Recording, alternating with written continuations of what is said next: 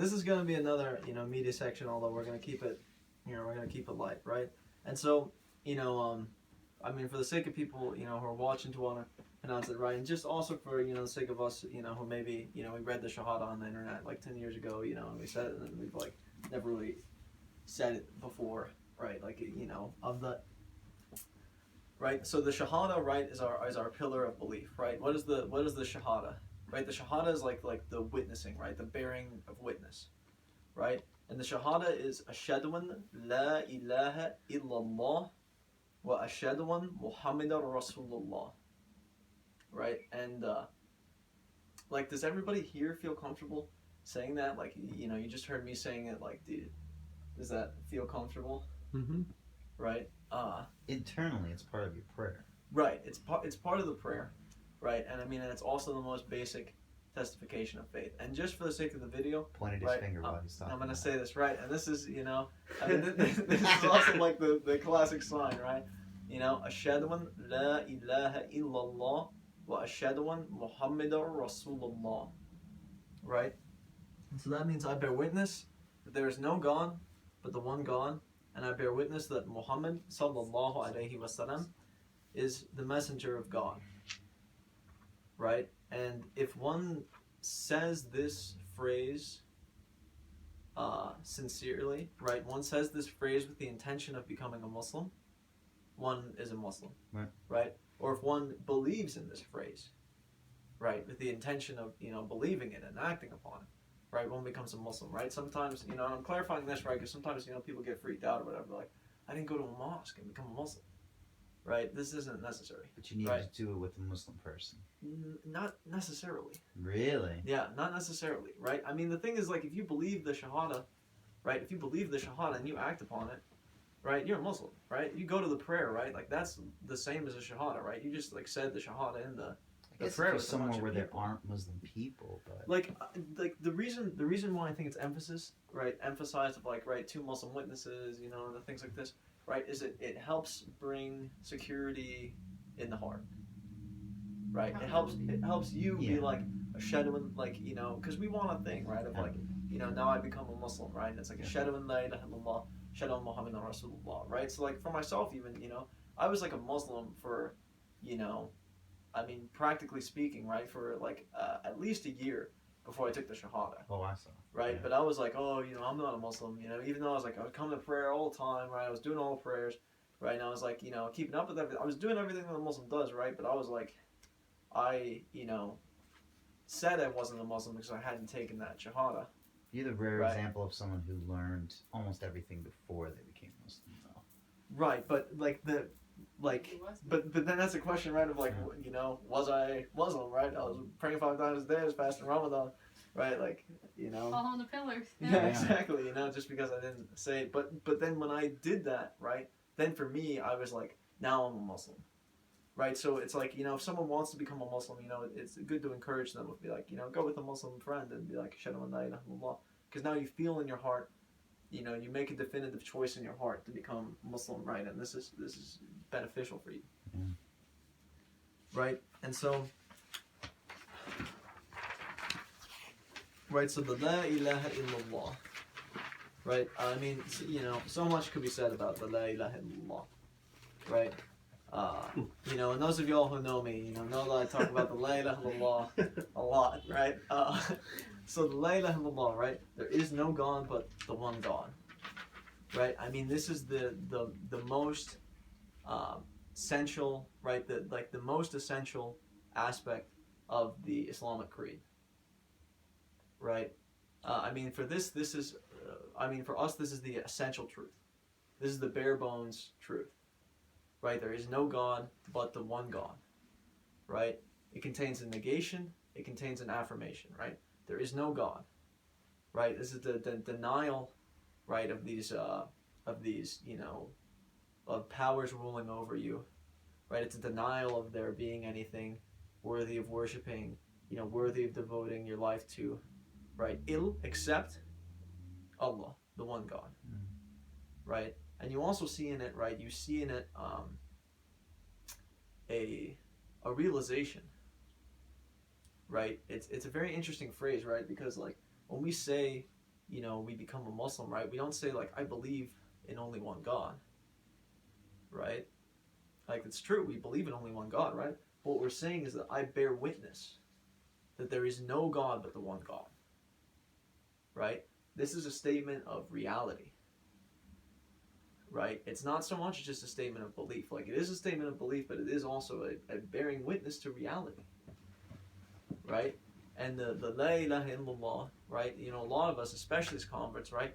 We know the La ilaha illallah, right? We know the La ilaha, right? There is no God, right? We know that with the La ilaha, with the there is no God, there's darkness, there's meaninglessness, right? There's a void, right? And so, this La ilaha is a realization of a void, right? It's a realization of an emptiness, right? Of a meaninglessness, right?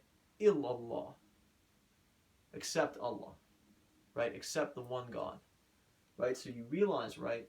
You realize that, life is meaningless, life is empty. I feel like, what am I living for, right? And then you say, like, except for God, right? And then you let this kind of darkness in, right?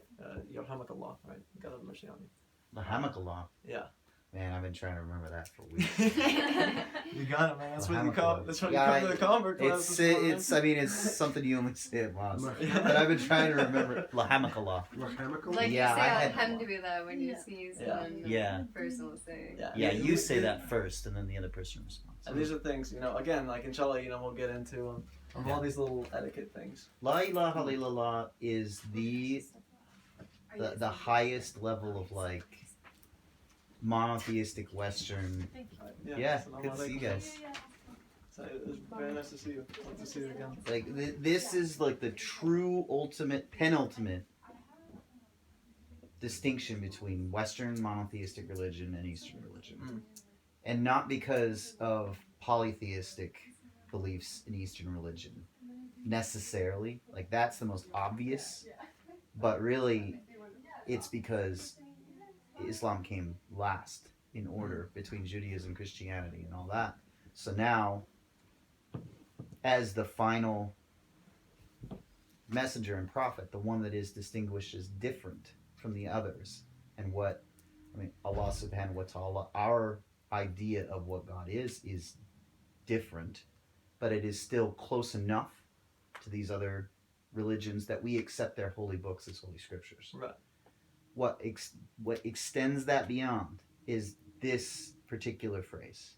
It's just like Shahada. It's very short. The shortest things in Islam are usually the most important. And so this says not only are you removing philosophy from your religion, but you're removing all other ideas of any kinds of gods. In Hinduism, they have one God, right? But there are different versions of that personality that are manifested in other gods. Right. In Buddhism, it is basically philosophical, so that philosophy can extend on forever and ever and be changing constantly and still be Buddhism. Whereas Islam is always the same thing, right? Because La ilaha illallah. Right. Yeah, exactly. And I mean, and it's also, it's unique in the sense that it is, it's the only creed that I am aware of that contains a negation and an affirmation, right? That, like, it's saying what you, it's denying something and affirming something else, right? In the same belief, right? Right. So I mean, and the essential thing there, right, is it's like it's like a life-giving realization. It's also a super hit song in Indonesia at mosque. Dude, you go to Indonesia at the end of Jummah, it's La ilaha illallah, like dance party for like an hour. Really? Straight. That sounds so Yeah. You It's gotta awesome. Go It's really fun. to Indonesia. Yeah, I had no idea it was coming. I like jumped on the Soul Train and they're like going around the room and everything. So It's pretty Soul great. Train Dicker. oh, we gotta train it. But the best thing about it, I love how whatever you say, la la la la, it is such a holy phrase in of itself that even non-Muslims around you can be blessed just by saying it verbally. It's that amazing, and it really does emphasize just how God wanted our faith to be so easy. It was there's so many other faiths who say this long paragraph of Right. just stuff. But that's just one sentence. And not only do you bless yourself, but anyone who's even near you when you say that. Yeah. Yeah, and even with that, right? Even with all these things, right? All the other things, the salvation, the ultimate salvation is in the La ilaha illallah, right? You know, and I mean, and this is from, you know, the authentic sunnah of our Prophet sallallahu alaihi wasallam. You know, and I mean, and we'll get more into these beautiful, you know, narrations regarding this, right? But essentially, right, the belief that, you know, in the La ilaha illallah, that there's no God but the one God, right? This is the best thing. This is the best thing. This is the purest thing. One could rely on this thing alone. Right? It's so powerful in that, as you know, the sister was mentioning, right? That you know, I mean, yeah, the La ilaha illallah is like a fortress of light. Right? And you know, as Ibn Aqil, right, a known scholar, right, says in his treatise on manners, right, that it's preferred to right, to speak well, right, rather than to remain silent, right? It's preferred, right, if the choice is between silence, right, and doing something beneficial with one's mouth, right, one should do something beneficial, right? And so in this situation, right, one should say the La ilaha illallah, right, whenever this is whenever most one thinks of it. Simple form of dhikr. Yeah, this Saying is La ilaha illallah like saying 10,000 La ilaha times in one day it's would the be simple, it's the most complete, it's the most balanced. Yeah. Beautiful. If someone, you know, if someone just wants to say La ilaha illallah as a big spiritual practice, that's great, right? But I mean, you know, us as Muslims, right, we also, you know, we want the Sharia, right? And we want to follow the guidance of our Prophet, peace and blessings be upon him. You know, not just, you know, because we're legalistic, right, but out of love for our Prophet, peace and blessings be upon him, right? And out of love for the way that God has given us, right? That He's given us such a clear and such a beautiful and such a merciful way, right? That the more we learn about it, the more that we want to internalize it in every possible way, right? And that's another, you know, very beautiful aspect about Islam, right? As we continue to learn and study, right? We learn, you know, how everything, God willing, can become an act of remembrance of God, right? And can become an act of letting the light in, right, of that illallah, of that accept Allah, right, where there was la ilaha before, right, where there was no God before, right? So, and this statement, right, this is the statement, right, of tawheed, right, tawheed, right? This is what we say, right, is the you know, we believe in tawheed, right? The Islamic doctrine is a doctrine of tawheed, right? Now what's tawheed, right? Tawheed is monotheism, right? It's like unity of God, right? The oneness of God, right? But it's a very robust monotheism, right? That's how one of my teachers described it, right? A robust monotheism, right? And it's important to emphasize the robustness, right? If in the sense of, you know, a lot of people, you know, like to come to people and say, you know, I don't believe in any man in the sky as God, right? I don't believe a God's a man in the sky, you know, and to which we respond, you know, it's excellent, right? You don't believe in an idol, right? That's great. We, you know, it would be, you know, you're not allowed to believe that God is just a man in the sky, right? I don't think Christians even preach No. that anymore. That's some ancient They stuff don't, there. but people get confused, you know? Yeah, I know. People get confused. Well, when you constantly put it in social implications that in art and pictures and everything else like that, then yeah, that's why they get confused. It's pretty easy to get confused when it's Yeah. constantly around you all the time. Allah You know? doesn't have a white beard. He's not Caucasian. Right. Yeah, definitely. Exactly. And you know, I mean, you know, also as Muslims, you know, we respect the other religions, right? And we see that anyone who believes in no God, one God, right, has grasped a firm handhold. You know, so we should deal perhaps with, you know, mentions of other religions that, you know, in a different setting. Yeah, I'm you not know. trying to No, trash no, I know. Christianity too much, No, but I that's know. where that comes from. Yeah, it certainly had an effect, right? And we can see its effect, and we can you know, declare ourselves as those who disbelieve in its effect, Mhm. right? But we do not believe in a man in the sky with a white beard, Mm-mm. right? We believe in a one God, right? Who is right, one a common thing to say along with the Shahada, right? Along with La ilaha illallah is Wahadu la sharika lak. Right? One alone with no partners. Right? With no partners. Right? And right, we say that he is not encompassed by anything. Right? He's not encompassed by sight. He's not encompassed by hearing. He's not encompassed by knowledge or understanding. Right? But he encompasses all things. Right? Nothing can grasp him fully. Right? But he has everything fully in his grasp. Right? And that he's not comparable to anything. Right? And, the most concise expression, right, of the basic elements of Tawheed, right, is in Surah Ikhlas, right, the 112th Surah of the Quran, right, which says, God is one. It says, say, God is one. Allah is the eternal. He does not beget, nor is he begotten, and there's nothing comparable to him. Right? And he has 99 names and attributes, right, which are mentioned in the Quran, right, at least, right, we know these by name, as they've been mentioned in the Quran, and this is something that as well we'll go into later, right, because, there's a lot of time that could be spent on these attributes, right, and, as a student myself, as a student in Aqidah myself, I want to spend more time studying these attributes, in the relationship with God. I'm excited for the day that you choose your Arab name. I have chosen it, and it is not one. It's my birth name. Yeah, I know.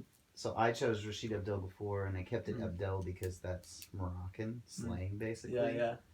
But Rashid is one of the 99 perfect names and attributes of Allah, and it means to guide perfectly. And Ghafur means the most forgiving, the most. And so, people used to ask me when I came to Masjid here, when I first moved to Missoula, they would say, "Why did you choose this name? And what does that name mean?" And I was ignorant, and I would say something that was the attribute of Allah as my name.